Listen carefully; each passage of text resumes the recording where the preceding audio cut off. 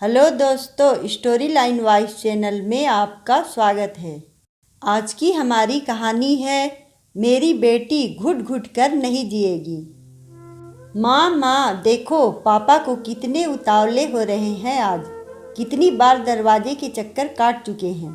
हाँ भाई, उनकी लाडली बिटिया ससुराल में पूरे 15 दिन बिताकर वापस आ रही है। पता नहीं पापा 15 दिन कैसे रहे रिया के बिना। चुप कर, क्या तू लाडला नहीं है हमारा? अरे तेरी भी तो बहन आ रही है। और एक बात बता, जब तेरी पत्नी जूही अपने मायके जाती है तो क्या उसके मम्मी पापा भी उसका इतनी बेसब्री से इंतजार नहीं करते? हाँ माँ, पर फिर भी आपको पता है कि रिया को वहाँ से यहाँ तक पहुँचने में 3 घंटे लगेंगे, तो अभी से बार बार जाकर दरवाजे पर क्या देखना। इतने में ही राजीव के पापा भी आ गए। राजीव बेटा, जब तेरी बेटी पीहू ससुराल से वापस आएगी तब तेरी भी यही हालत होने वाली है। पर पापा, मैं तो जब भी हॉस्टल से आता था या बाहर नौकरी से आता था तो मेरा तो ऐसा किसी ने इंतज़ार नहीं किया। आज तो देखो, अपनी लाडली के लिए माँ ने सुबह से ही उठकर कितनी तैयारी की है। एक भी आइटम ऐसा नहीं छोड़ा जो रिया को पसंद ना हो। माँ बेचारी मेरी पत्नी को भी आज तो पूरी बावर्ची बनाकर छोड़ेगी। बेटा रिया हम सबको छोड़कर पहली बार इतनी दूर ससुराल गई है। पता नहीं वहाँ कैसे रह रही होगी, कैसी होगी मेरी लाडली। उसका इंतज़ार तो बनता ही है ना। 3 घंटे बाद रिया घर आ गई और चहकते हुए अपने पापा मम्मी के गले लग गई। पापा मम्मी की आंखों से तो गंगा जमुना बहने ही लग गई। ऐसा लग रहा था जैसे बेटी 15 दिन के लिए नहीं, 15 सालों बाद मिल रही हो। पूरे घर में खिलखिलाहट फैल गई। भतीजी खुशी तो बुआ से ऐसे चिपक गई मानो फेविक्विक का जोड़ हो। सब बुआ भतीजी के मिलन को देखकर भी बहुत भावुक हो रहे थे। तभी रिया बोली, पापा मम्मी, आपको पता है मुझे यहाँ तक आने में कम से कम 3 घंटे लगते हैं, फिर भी आप बार बार में किसका इंतज़ार कर रहे थे बाहर खड़े होकर? मेरे पास अपना खुद का हेलीकॉप्टर तो है नहीं जिसे लेकर चल दूँ और बस 5 मिनट में आपके पास आ जाऊँ। मेरी प्यारी मम्मी, मैं आपको बता नहीं सकती मैंने ससुराल में आप सबको कितना मिस किया, सबसे ज़्यादा पापा को। मम्मी, मेरे ससुराल में सब लोग अच्छे हैं, सब मेरी छोटी छोटी बातों का ध्यान रखते हैं। फिर भी एक दिन ऐसा नहीं गया जब मैंने आपको याद नहीं किया। चल चल, अब बड़ी बड़ी बातें छोड़, यह बता इतने बड़े सूटकेस में क्या भर के लाई है? ऐसा लगता है तू तो परमानेंट यहाँ रहने आ गई। विनीत जी से लड़ाई तो नहीं करके आई?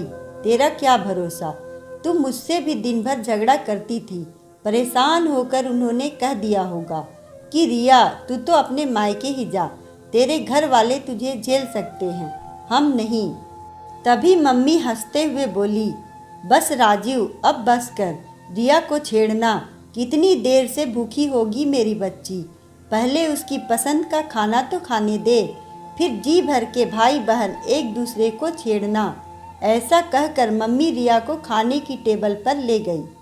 रिया तुम्हारे खुशी के पागल हो गई। माँ, आपने सारा खाना आज ही बना डाला तो आगे के 10 दिनों के लिए आप क्या बनाओगी? सारा एक दिन में खिला दोगी क्या मुझे? हाँ हाँ, खा ले। तेरी सास भी तो देखे, हमने मायके से अपनी बहन को मोटा ताजा करके भेजा है। रिया की शादी के बाद पहली होली थी और कहते हैं पहली होली सास बहू के साथ नहीं मनाते, इसलिए रिया अपने मायके आ गई। विनीत भी आना चाहते थे किंतु उनकी अर्जेंट मीटिंग आ गई। हाँ, पर 10 दिन बाद वह लेने जरूर आएंगे।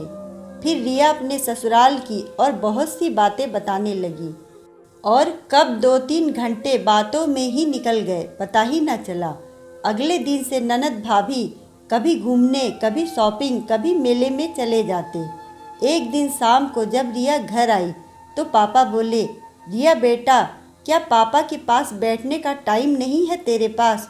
तू मेरी सबसे लाडली बेटी है और तू दिन भर घूम घूम कर इतना थक जाती है कि तुझे घर आते ही नींद आने लग जाती है। मैं तो बेटा तुझसे बात करने को ही तरस गया।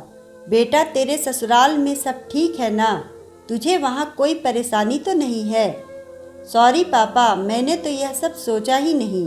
और फिर पापा बेटी काफ़ी देर तक बातें करते रहे, हंसते रहे। पापा रोज कुछ न कुछ रिया की पसंद का लेकर आते।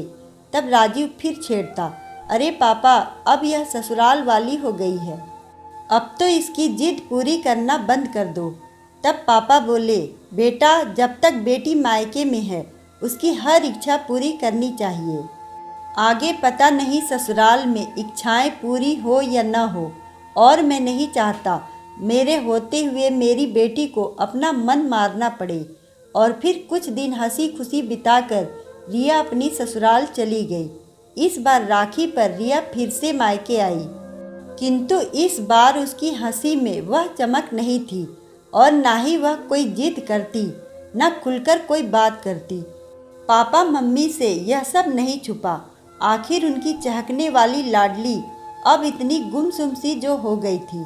पापा के लाख पूछने के बाद में रिया थोड़ी सहज हुई और उसने जो बताया उसे सुनकर तो रिया के पापा दंग रह गए। रिया ने बताया, पापा वैसे तो ससुराल में पैसों की कोई कमी नहीं है, किंतु फिर भी वह मुझे कम दहेज के लिए अक्सर ताने मारते रहते हैं। यहाँ तक कि विनीत का चरित्र भी साफ सुथरा नहीं है। पापा आपने इतनी छानबीन करने के बाद में यह संबंध मेरे लिए तय किया था और मुझे भी आपकी पसंद पर भरोसा था, किंतु पापा विनीत का अपने ऑफिस की सहकर्मी से अफेयर चल रहा है और घर वाले सब जानते हुए भी अनजान बनने का नाटक करते हैं। इससे पहले भी विनीत ने एक लड़की को धोखा दिया था और उस लड़की ने आत्महत्या कर ली। पापा विनीत मुझसे अच्छे से व्यवहार भी नहीं करते। मैं वहाँ घुट घुट के जीती हूँ। नरक से भी बदतर होती जा रही है मेरी जिंदगी। मुझे एक नौकरानी सा दर्जा दे रखा है। पापा आपकी लाडली की वहाँ कोई इज्जत नहीं है जैसे यहाँ मेरी भाभी की है। हम सब यहाँ भाभी को इतना मान सम्मान प्यार दुलार देते हैं, किंतु वह लोग तो मुझसे सीधे मुंह बात तक नहीं करना चाहते। अब बताइए पापा मैं क्या करूँ? पापा मैं आपकी लाडली बेटी जरूर थी, किंतु आपने मुझे कभी आत्मनिर्भर नहीं होने दिया।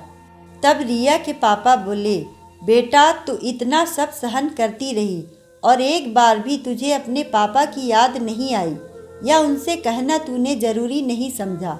2 दिन बाद रिया के पापा ने विनीत के घर वालों से इस संबंध में बात की और उन्हें समझाने की बहुत कोशिश की, किंतु उन्होंने रिया के पापा को साफ साफ कह दिया, देखिए अगर आपकी बेटी को यहाँ रहना है तो हमारे हिसाब से ही रहना होगा, हम उसकी मर्जी से नहीं रहेंगे। अगर आपको उसके यहाँ रहने से दिक्कत है तो आप रखिए अपनी बेटी को अपने पास। हमारे विनीत के लिए तो आज भी अच्छे अच्छे रिश्ते मौजूद हैं। यह सुनकर रिया के पापा को बहुत धक्का लगा। क्या इतनी जांच पड़ताल करने के बाद भी मुझे अपनी लाडली के लिए रिश्ता देखने में चूक हो गई, किंतु अब मेरी बेटी उस घर में जाकर बार बार बेइज्जत नहीं होगी। बेटी है मेरी, कोई खिलौना नहीं। मेरी बेटी जिएगी तो सम्मान के साथ जिएगी। और फिर उन्होंने रिया और सभी घर वालों की सहमति से विनीत के खिलाफ तलाक और दहेज का मुकदमा तैयार कर दिया और फिर जीत रिया की हुई। तब रिया के पापा बोले, बेटा तू यह मत समझना कि लोग क्या कहेंगे। मुझे लोगों से ज़्यादा अपनी बेटी प्यारी है। मेरी बेटी घुट घुट कर नहीं जिएगी और तलाक के साथ ज़िंदगी खत्म नहीं होती, बल्कि एक नया सबक मिलता है। और वैसे भी हम सभी घर वाले तेरे साथ हैं और हमेशा रहेंगे। अपनी लाडली बेटी को गले लगा लिया। अगर आपको कहानी अच्छी लगे तो वीडियो को लाइक करें, चैनल को सब्सक्राइब करें और कमेंट में बताएं कि आपको कहानी कैसी लगी। धन्यवाद।